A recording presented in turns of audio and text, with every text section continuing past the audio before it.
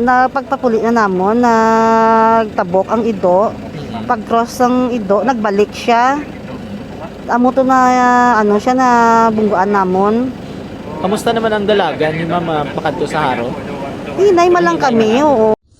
Gilayon nga nadapatan sa nagakaigo nga pagbulong ang magkahugugma matapos mag-slide ang motorsiklo sa Ilopez Haro, Iloilo City, alas 9:25 kahapon sang gabi. Sa interview sang Radyo Bandera Iloilo kay Milky Pama, iya ginpahayag nga gikan sila sa isa ka drugstore sa Haro, kag sang papauli na kuntani sa barangay San Vicente sa Uman nga distrito, sang mayara sang isa ka ido nga nagtabok apang hinali lang ini nga nagbalik sa tunga sang dalan, rason nga nag-slide ang ila motorsiklo. Ginkilala naman ang iya partner nga si Warren Hardenico, 39 anyos. Menor nga mga pilas ang naangkon sang duha ka mga biktima. Balita nagikan sa syudad sang Iloilo, Stephen Burgos Isuan, nagabandera sa matuod-tuod nga serbisyo publiko kag kalingawan sa Iloilo, Radyo Bandera.